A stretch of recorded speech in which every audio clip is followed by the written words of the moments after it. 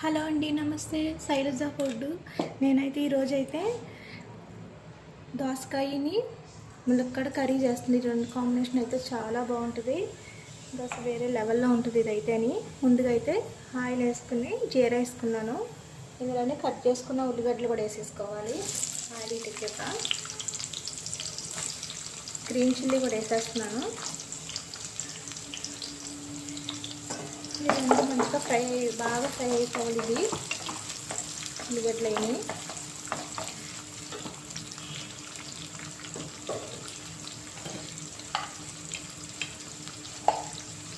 ఇందులో సాల్ట్ కూడా రుచి సరిపోయిన సాల్ట్ కూడా వేసుకోవాలి.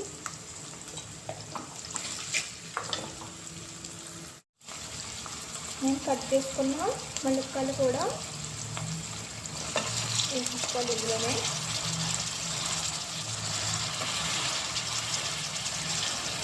బాగా ఆయిల్ ఆగనివ్వాలి.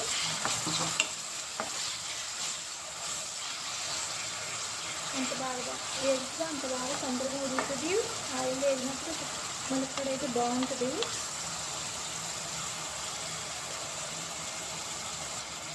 ఇందులో పసుపు కూడా వేసేసుకోవాలి.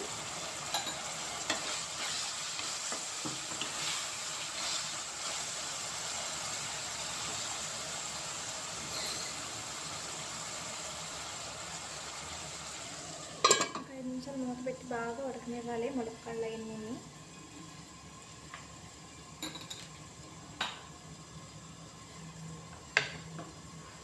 మూత తీసుకుని 2 నిమిషాలుగా మాట కలుపుకుంటూ చూడాలి. ఇంకా అడిగినైతే అంటుతుంది తీసుకోవాలి.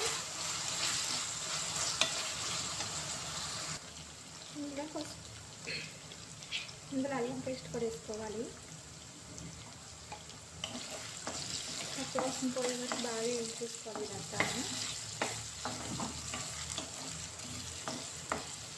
ఇలా కట్ చేసుకున్న టమాటాలు కూడా వేసేసుకున్నాను.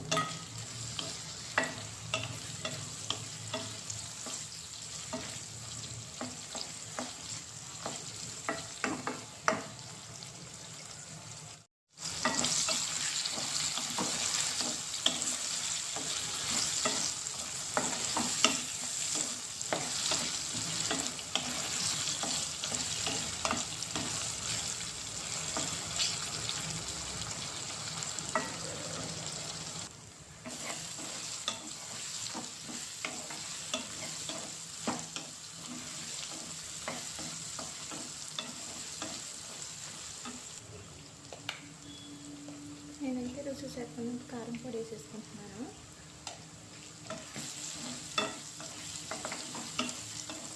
మళ్ళీ బాగా ఎక్కువ కారం ఒక 2 నిమిషాలు బాగా ఉడకనిచ్చి ఇప్పుడు వాటర్ వేసుకోవాలి. ఇందులోని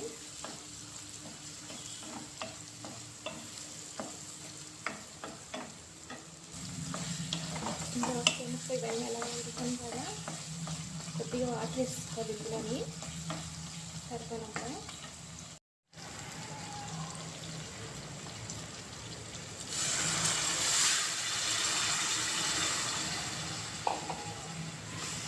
వాటర్ వేసేసుకుని ఇవన్నీ బాగా ఉడికాక సిమ్లో పెట్టుకుని బాగా ఉడకనివ్వాలి.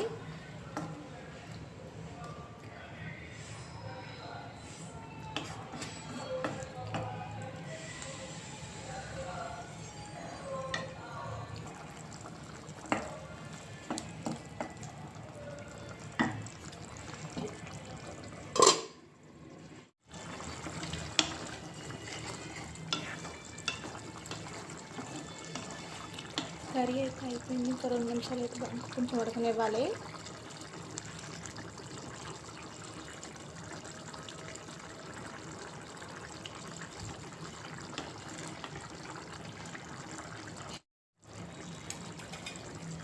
కర్రీ అయితే సరిపోయింది. ఉప్పు కారం అన్నీ కరెక్ట్గా సరిపోయి కర్రీకి.